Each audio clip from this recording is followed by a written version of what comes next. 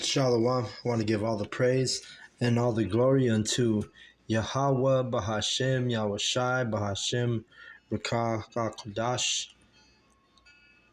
Double honors goes out to the elder apostles of Great Millstone for teaching me this truth. Also want to acknowledge all the Akyam who are pushing this truth with sincerity throughout the four corners of the earth. All right, so just was reading Job 40 and I've decided to just put it on a lesson. All right. So this is Job 40 and 1. It says, Moreover, Yahweh answered Job and said, Shall he that contendeth with the Almighty instruct him? He that reproveth the Most High, let him answer it. Now, basically, Yahweh is putting Job in his place right here, right? You're just giving him the understanding that Yahweh is on a whole different level than us men, okay? And and I it's just the way Yahweh words it and puts these things, it's just humbling, right? Showing you Yahweh Bashem Yahushai and just the great power, So let me read it again. Let me keep reading. Then Job answered Yahweh and said, Behold, I am vile. What shall I answer thee? I will lay my hand upon my mouth. Meaning, he's just going to shut the fuck up, right? You can't question Yahweh, right? You can't question his will. You can't question, especially being in this truth. We know that we're going to go through hell sometimes. We're going to be, put to the test, right? We're going to be scourged. We're going to be chastised. So it's better that we just shut the hell up sometimes, and remain humble in this truth of ours, see? So Job says, I'm vile, right? And let me get that vile meaning.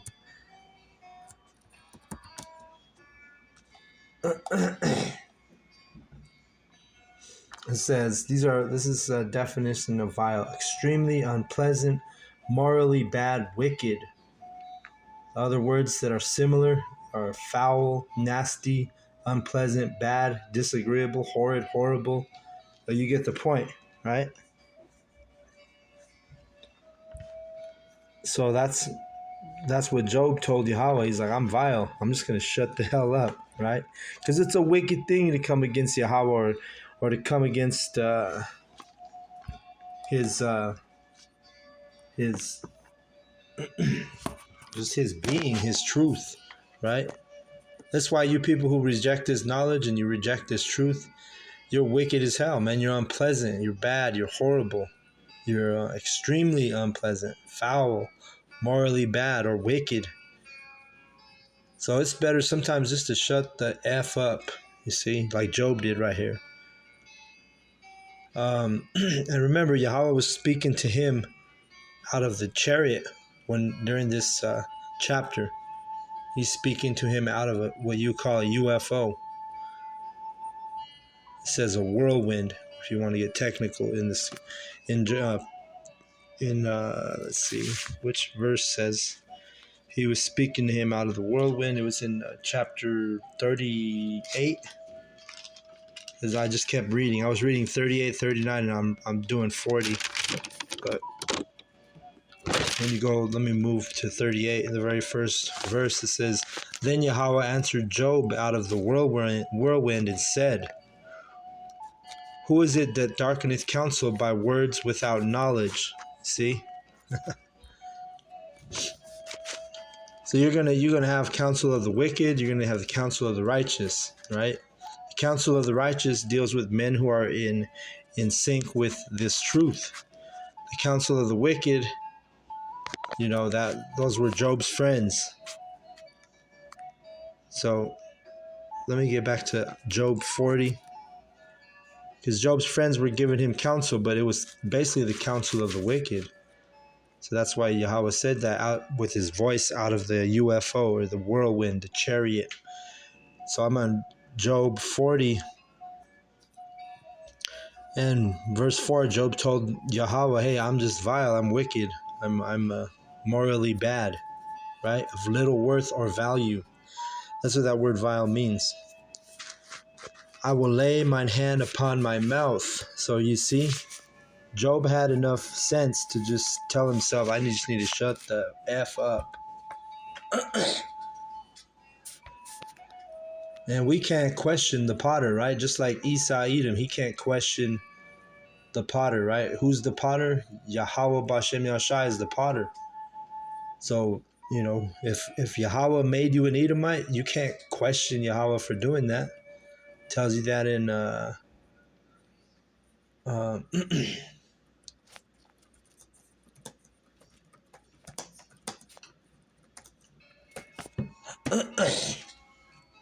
tells you that in Romans 9. Let me get that real quick. So really, there's a time and a place. Sometimes it's just better just to shut the F up.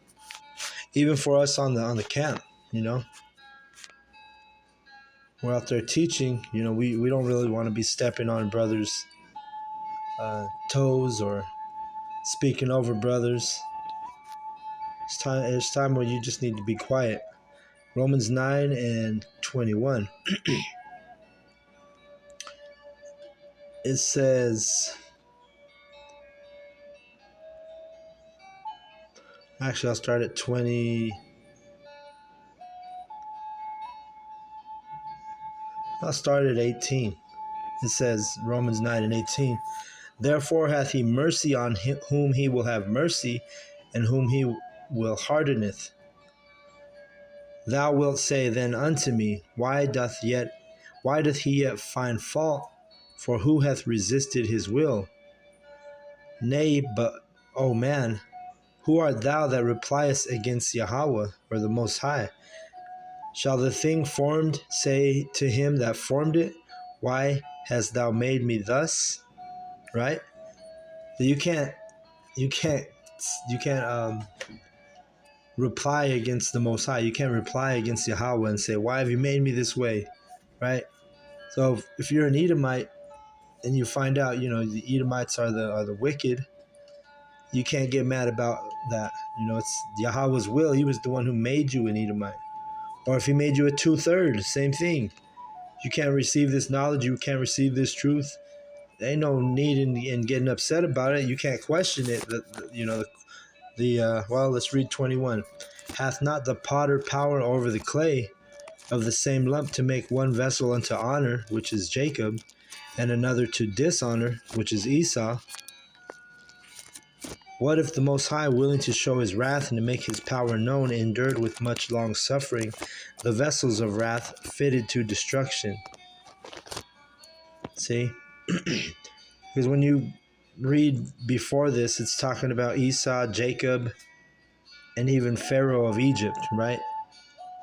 So if Yahweh made you the wicked, or if he made you a 2/3, if he gave you a 2/3 spirit, which you're unable to receive this truth, you can't get mad. You just have to deal with it, really.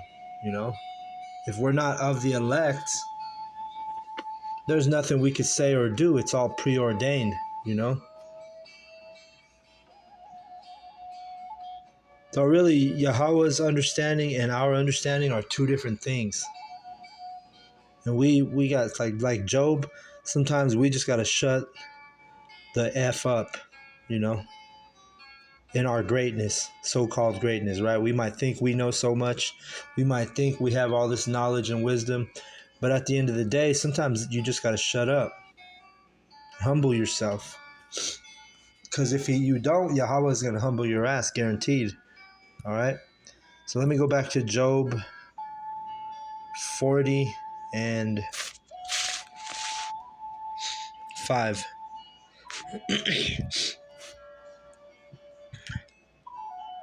It says in verse 5, this is Job talking. He says, Once have I spoken, but I will not answer, yet twice, but I will proceed no further. Then answered Yahweh unto Job out of the whirlwind and said, and remember, the whirlwind is that chariot, that so-called UFO. He tells him, Gird up thy loins now like a man. I will demand of thee, and declare thou unto me. Wilt thou also disannul my judgment? Wilt thou condemn me, that thou mayest be righteous? So you basically, Yahweh's laying into his ass, man. He's laying into him, man. Like, you gonna condemn me? You think you have this great wisdom? Because Job already said, hey, I'm just gonna shut the hell up. And that's the right attitude to have, because I mean, you're dealing with the Most High, the power of the universe, the power of basically everything. So we can't question Yahweh's will. We can't question, everything that we see in front of us. We can't question it. We really just got to deal with things like men. That's why he says, gird up your loins like a man, right? If he made your mama a 2/3, hey, it's not. Don't let it hurt your feelings. We're just the clay. We're not the potter. The potter made your mama a 2/3. He made your brother a 2/3. He made your sister a 2/3. He made all your cousins 2/3. Hey, that's his will. There's nothing we can do about that. Not even teaching them this truth. We can't even teach them this truth because he put them in a reprobate spirit, a reprobate mind, where they won't be able to receive things. And I'm not saying in specifically, I'm just saying in general, if he made them that way, if he had mercy on your family, then hey, that was his will. But we can't question Yahweh, right? And there's a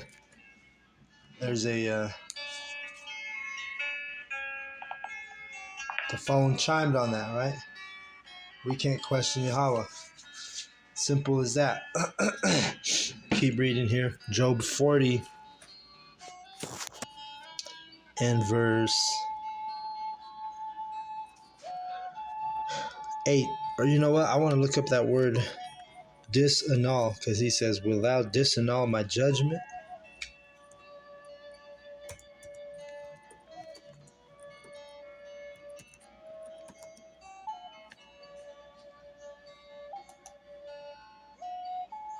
Okay, so the word disannul means to abolish, avow, to break, right? Or making void of something.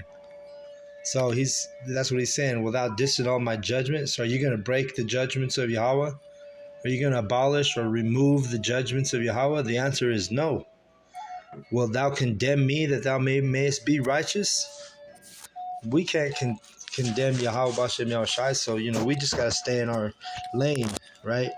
Doing this truth. We're doing his will. This is not our own will even. See? Verse 8. It says, verse 9. Hast thou an arm like the Most High, or canst thou thunder with a voice like him? Right? The answer is no. Deck thyself now with majesty and excellency, and array thyself with glory and beauty. We can't even do any of that without the power of Yahweh Bashem Yahushai.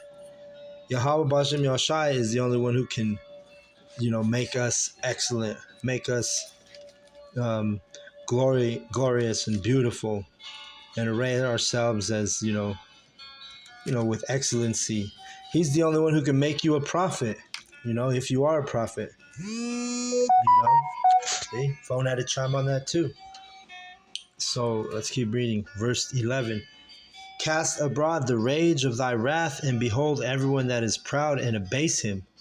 So he's telling Job, like, if you think you're like me, then make the proud abase them, meaning humble the proud, right? So that who's the proud? The Edomites, right? So be like us right now. There's no man on the planet Earth that can just humble an Edomite right now in his kingdom, because you got to remember, this is the America. Slakia.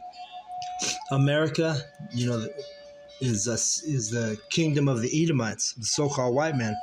So do you know any so-called black Latinos or Native Americans that can just humble the Edomite right now, or make him the base man, which he is according to the Bible, the only one that can do that is Yahweh Bashem Yahushai. So we're on a low level compared to, obviously, right? Compared to the Most High. So it's always good to humble ourselves, brothers. Verse 12. Look on everyone that is proud and bring him low, and tread down the wicked in their place, right? So Yahweh is like, if you're so powerful and so great and so mighty and so majestic, he's telling him, Job, do these things, right? He's basically making a point with Job that, hey, you ain't shit, and we're not sure shit. That's why he said I'm vile, which that word vile goes into, part of it goes into unworthy or insignificant. You see,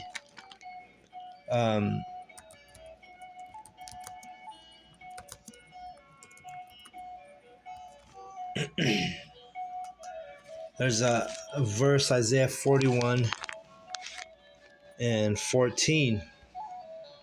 Let's read it.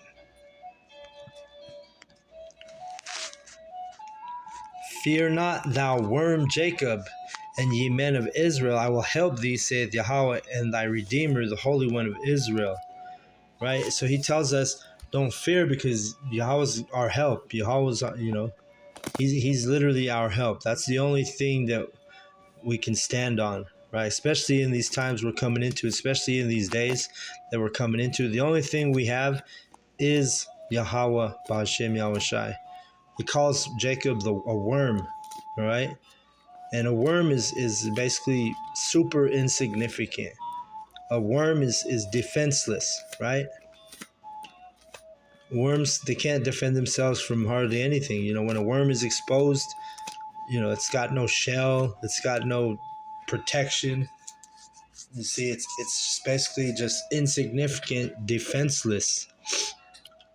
And that's what he's comparing Jacob to, which are, the men of Israel. We're just worms when it comes to, comparing us to Yahweh. There's no comparison. He's the one who would defend us. We can't even defend ourselves.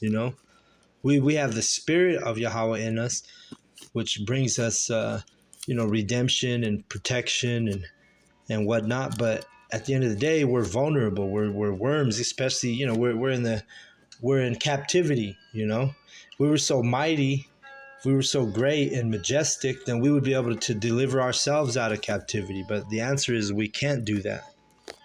So we need Yahweh B'Shem Yahushai, right? It says, fear not, thou worm Jacob. See, because we're a worm.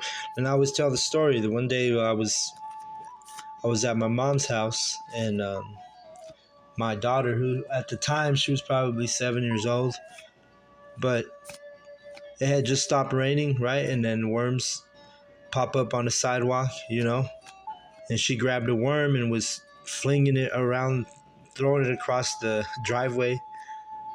And it made me think of this verse, how the worm, it didn't have no defense. Even a little kid can have its way with a worm, So this is what Yahweh compares us to, man. Basically, he can have his way with us, obviously. He's the Most High. So it's always good to be in a humble spirit, brothers, no matter what is going on. There's nothing wrong with humbling yourself in this truth. Because you got to remember, it's Yahweh that's going to exalt us. He's the one who can exalt someone. But if you're exalting yourself, then there's a great chance you could be humbled. So humility and being humble is always a good thing to practice in this thing of ours. All right, it's truth. Job 40. Let me go to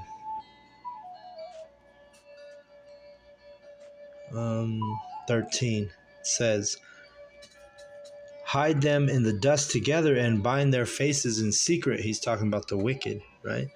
He's saying, if you're so great, if you're so mighty, do this to the wicked. Hide them in the dust together, right? Then, verse 14, then will I confess unto thee that thine own right hand can save thee. See, he says to Job, man, if you can humble these Edomites, if you can, hide them in the dust, if you can bring them low, if you can tread down the wicked, if you can do all these things, then I'm gonna confess that your own right hand can save you. Basically making the point that, hey, we ain't nothing without Yahweh Bashem Yahushua. We can't save ourselves. Again, there ain't a man on the planet Earth, in the history of planet Earth, aside from Yahweh Shai, who can save us. You see? It wasn't no Martin Luther King. It wasn't no, Marcus Garvey. It wasn't no Malcolm X. It ain't no man who was born of a woman, with the exception of Yahweh Shai, that can save the nation of Israel. All right? So let's keep reading.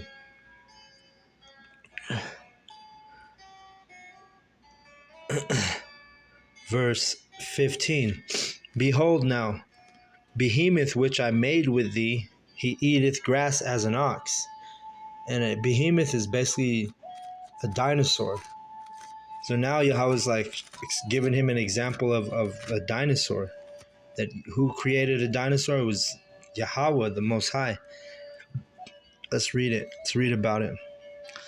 Lo now, his strength is in his loins, and his force is in the navel of his belly. He moveth his tail like a cedar, and the sinews of his stones are wrapped together. Right? So the behemoth, he would have been like, if you Google the Brontosaurus, right? The one with the long neck and the big belly and the big legs. The ones that, when you were taught about dinosaurs, they were, well, let me just Google Brontosaurus, watch. So you can get an idea. This is the behemoth, right?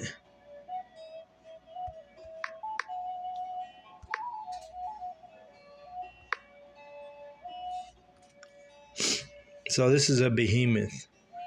And I'll just leave the image up as I read this.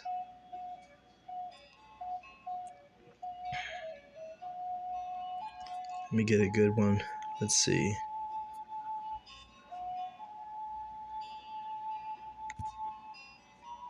Everybody remembers this dinosaur from when you were in school, when you were being taught about dinosaurs. I'll start at 15 again. It says, behold now, behemoth, which I made with thee, he eateth grass as an ox. Right? Because even science told you that these brontosauruses or behemoths, they were the plant-eating dinosaurs, right? Then you had the carnivores, right? Which was like T-Rex. T-Rex would get down on some meat, but these big-ass brontosaurus, they would eat grass like an ox. And as I read this, look at the picture. It says, lo, now his strength is in his loins, and his force is in the navel of his belly. And look how big this dude's belly is. I mean, these things were huge. These were like, if I'm not mistaken, these behemoths were the biggest of all the dinosaurs. Powerful, majestic creatures, right? Which Yahweh Bashem Yahushai created these things. See? But the whole point is Yahweh's humbling Job. He's telling, man, I created behemoth. What did you do? So really, it's all about just humbling ourselves in this truth. We might want to second guess things or wonder why things are the way they are. But when you get in this truth, it tells you in John 8:32 that the truth makes you free. We can't question anything. We just got to do the will of Yahweh, which is keep learning, keep being diligent, humbling ourselves, and learning this truth as best as we can, moving in the spirit.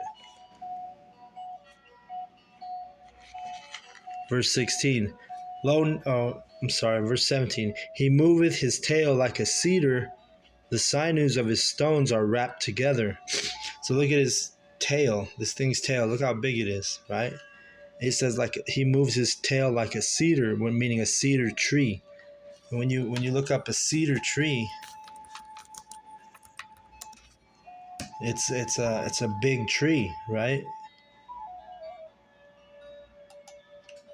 Those trees are pretty gigantic, but it compares the girth of his tail to a cedar, showing you that it wasn't talking about no rhinoceros or anything like that, right? Because rhinos have tiny little tails, or a hippopotamus. They have small tails, but these behemoths, these what you call dinosaurs, their tails are massive. So let's go to let me see.